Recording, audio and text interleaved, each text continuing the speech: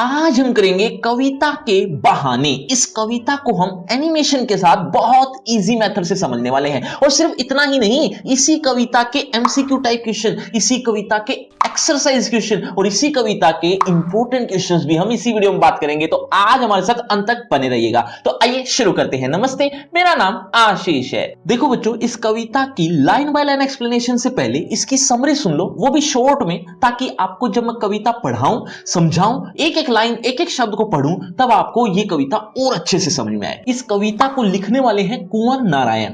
देखो, आपने कभी ना कभी कोई ना कोई कविता जरूर सुनी होगी, और एक नहीं हजारों सुनी होंगी। कुछ तो सिलेबस से सुनी होंगी, पढ़ी होंगी, और कुछ आपने वैसे सोशल मीडिया पर या आपने किसी फंक्शन में कभी सुनी हो। तो ऐसी कोई कविता इमेजिन करो जो आपको बहुत अच्छी लगी हो, जबरदस्त लगी हो। उसको इमेजिन करते हुए ध्यान से सुनो और मेरे प्रश्न का जवाब दो कि क्या आप बता सकते हैं कि चिड़िया ज्यादा उड़ती है, ज्यादा उड़ने का मतलब ज्यादा ऊंचाई तक उड़ती है, या कविता ज्यादा ऊंचाई तक उड़ती है? इसके अलावा एक और प्रश्न कि फूल ज्यादा खिलता है या फिर कविता ज्यादा खिलती है? फूल ज्यादा सुगंध बिखेरता है या कविता ज्यादा सुगंध बिखेरती है? देखो, प्रैक्टिकली अगर आप देखोगे तो कविता ना तो कभी खिलती है, ना आपने कभी कोई खिलती हुई देखी हो, ना ही कभी उड़ती हुई देखी होगी। लेकिन आप इमेजिन करो, जो आपको कविता बहुत अच्छी लगी थी कभी भी, वो कविता ज्यादा उड़ान भरेगी या भरी उसने, या फिर किसी चिड़िया ने। चिड़िया कितनी ऊंची उड़ जाएगी? 1 किलोमीटर ऊपर चली जाएगी, 2 किलोमीटर ऊपर चली जाएगी। उड़ेगी तो कितना ऊपर उड़ सकती है? 2, 4, 10, 20 किलोमीटर, है ना?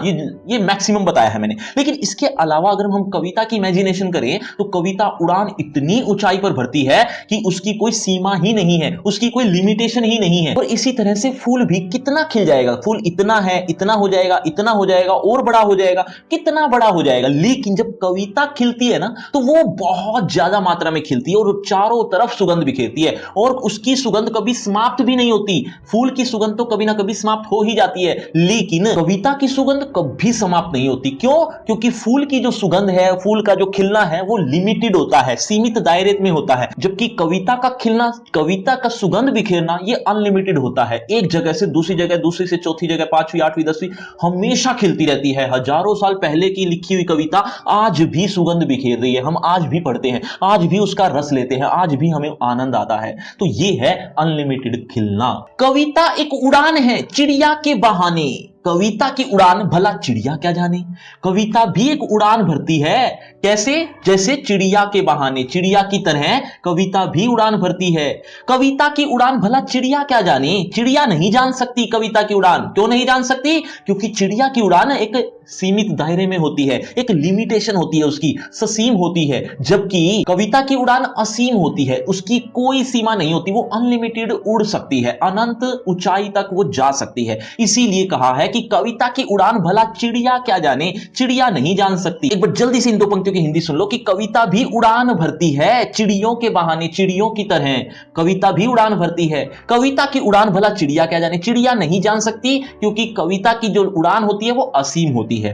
बाहर भीतर, इस घर उस घर। जिस तरह से चिड़िया कभी बाहर उड़ती है, कभी भीतर उड़ती है, तो कभी इस घर जाती है तो कभी उस घर जाती है, ठीक ऐसे ही कविता भी उड़ान भरती है। वो भी कभी बाहर तो कभी भीतर, कभी इस घर तो कभी उस घर चली जाती है। कविता के पंख लगा उड़ने के माने, चिड़िया क्या जाने। अब जो पहली दो पंक्तियां मैंने बताई थी, वैसी ही बिल्कुल लगभग सेम इन दो पंक्ति की हिंदी भी वही है। देखो कैसे। कविता के पंख लगा उड़ने के माने, कविता के भी पंख लगे होते हैं उड़ने के लिए। कैसे पंख होते हैं? वो कल्पना के पंख होते हैं, कल्पनाओं के पंख लगे होते कविताओं के उड़ने के लिए। जो चिड़िया क्या जाने, चिड़िया नहीं जान सकती, चिड़िया नहीं समझ सकती। क्यों नहीं समझ सकती? वो आपको पता लग गया है। वही वाली बात कि ससीम और असीम, यानी उसकी कोई सीमा नहीं होती और चिड़िया की सीमा होती है। बच्चों, अभी अभी मैंने थोड़ी देर पहले कवि का नाम बताया था, देखते हैं कितने बच्चों को याद है। कमेंट करके जल्दी से बताओ, देखना चाहता हूं कितने बच्चे मेरी बातें ध्यान से सुन रहे हैं। कविता एक खिलना है फूलों के बहाने, कविता का खिलना भला फूल क्या जाने। ये पैराग्राफ भी बिल्कुल पहले पैराग्राफ की तरह है, बस एक अंतर है। वो क्या?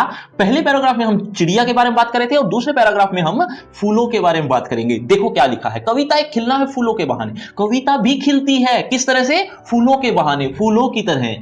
कविता का खिलना भला फूल क्या जाने। कविता का खिलना फूल नहीं जान सकता। क्यों नहीं जान सकता? क्योंकि फूलों का जो खिलना होता है वो सीमित दायरे तक होता है और कविता असीमित होती है, उसका कोई दायरा नहीं होता। इसीलिए ये बात फूल नहीं जान सकता, फूल नहीं समझ सकता। बाहर भीतर, इस घर उस घर, जिस तरह से फूल कभी बाहर तो कभी भीतर, कभी इस घर तो कभी उस घर खिलता है, सुगंध भी खिलता है, ठीक ऐसे ही कविता भी ऐसा ही करती है। बिना मुरझाए महकने के माने फूल क्या जाने। क्या कभी कोई फूल देखा है ऐसा जो कभी नहीं मुरझाता, लेकिन ओरिजिनल नेचर वाइज? मैं उसकी बात नहीं कर रहा जो आपके घर में प्लास्टिक के लगे होंगे या कागज के लगे होंगे। बिना मुरझाए महकने के माने फूल क्या जाने, ऐसा कोई फूल नहीं होता जो बिना मुरझाए महकता चला जाए। ये बात फूल जानता ही नहीं है कि कैसे बिना मुरझाए महकना है। उसको तो एक टाइम के बाद मुरझाना ही है, उसकी सुगंध एक टाइम के बाद तो खत्म होनी ही है। लेकिन ये बात कविता जानती है। कविता बिना मुरझाए हमेशा महकती चली जाती है। जैसा उदाहरण में मैंने आपको बताया था कि इतने सालों की कविताएं आज भी हम उतने ही रस के साथ पढ़ रहे हैं।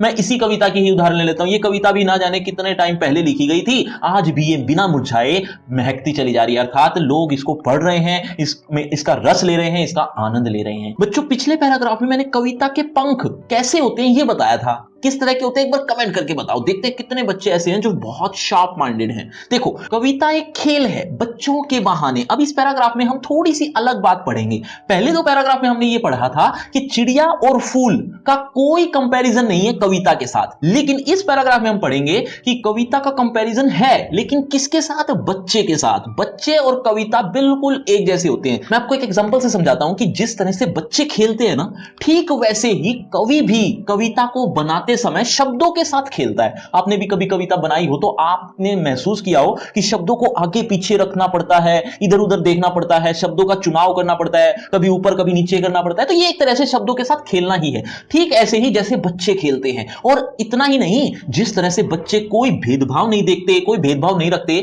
कभी भी किसी के घर में खेलने लग जाते हैं, चाहे उनके साथ जहां वो खेल रहे हैं, जिनके घर में वो खेल रहे हैं, उनके साथ चाहे कितना ही वैर विरोध हो उनके परिवार का, आपस में बोलचाल भी बंद हो, लेकिन उनको कोई परवाह नहीं होती। उनको तो सामने बच्चे दिखते हैं, खिलौने दिखते हैं, तो वो वहां पहुंच जाते हैं। तो कोई भेदभाव नहीं रखते। ठीक ऐसे ही कविता भी होती है, कोई भेदभाव नहीं रखती, बिना किसी भेदभाव के, बिना किसी जात पात को देखे सबके पास पहुंचती है, हर एक के घर में जाती है। देखो, कविता एक खेल है बच्चों के बहाने।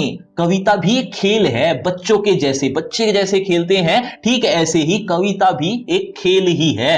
वो भी शब्दों के साथ खेल कर ही बनाई जाती है। बाहर भीतर, यह घर वह घर। जिस तरह से बच्चे कभी बाहर घूमते हैं, बाहर जाते हैं, बाहर खेलते हैं, भीतर खेलते हैं, यह घर जाते हैं, वह घर चले जाते हैं, ठीक ऐसे ही कविता भी पहुंचती है। सब घर एक कर देने के माने बच्चा ही जाने। सब घर को एक बना देता है कौन? बच्चा। क्योंकि वो कोई भेदभाव नहीं रखता, उसके लिए सारे घर एक समान है, बस उसको खेलने के लिए मिलना चाहिए। ठीक ऐसे ही कविता भी कोई भेदभाव नहीं रखती, उसका भी एक ही उद्देश्य होता है कि सब भेदभाव को भुला दे। कई कविताएं तो ऐसी भी होती हैं जो इसी उद्देश्य को लिए होती है, जो जात पात को खत्म ही कर देती है। सब घर एक कर देने के माने बच्चा ही जाने। बच्चा ही जानता है कि सब घर को एक कैसे बनाया जाता है। ठीक ऐसे ही कविता भी सब घर को एक बना देती है। तो यही एक्सप्लेनेशन जो मैंने अभी अभी की है, इसको आप रिटर्न में भी चाहते हैं, वो भी आपको मैं बताऊंगा कहां मिलेगी। लेकिन उससे पहले ये सुनो कि इसी कविता के एक दूसरा पार्ट भी है, नाम है बात सीधी थी पर। उसको भी हम आज ही पढ़ेंगे, लेकिन उसके लिए आपको एक छोटी सी तकलीफ उठानी पड़ेगी। डिस्क्रिप्शन बॉक्स में मैंने एक लिंक दिया है, उसका नाम रखा है free crash course for 12th class. उसमें ना सिर्फ आपको बात सीधी थी पर मिलेगा, बल्कि MCQ type questions, exercise question, important question और रिटन एक्सप्लेनेशन जो मैं अभी भी बात कर रहा था, ये सारी चीजें आपको एक ही लिंक पे मिलेंगी। उसका नाम मैंने ये वाला रख दिया है, कुछ इस तरीके से जैसा आप देख रहे हैं, आपको ये सारी चीजें देखने को मिल जाएंगी इसी कविता से रिलेटेड। लेकिन उससे पहले होगा आपका इसी कविता से रिलेटेड एक छोटा सा टेस्ट। अगर आप इस कविता को अच्छे से समझ चुके हो तो आप देखें जरा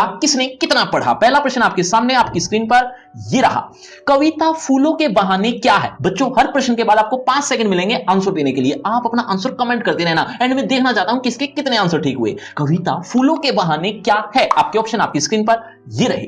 ए गिनना, ऑप्शन बी खिलना, ऑप्शन सी मुरझाना, ऑप्शन डी बहकना। आपके 5 सेकंड शुरू होते हैं अब। 5 4 3 2 1 0। सही उत्तर है ऑप्शन बी, खिलना। चलिए अगले प्रश्न की तरफ। अगला प्रश्न आपकी स्क्रीन पर ये रहा। सब घर एक कर देने का आशय है। सब घर एक कर देने का आशय बताना है। ऑप्शन ए भेदभाव नहीं रखना, ऑप्शन बी तोड़फोड़ करना, ऑप्शन सी सीमा में रहना, ऑप्शन डी शोर मचाना।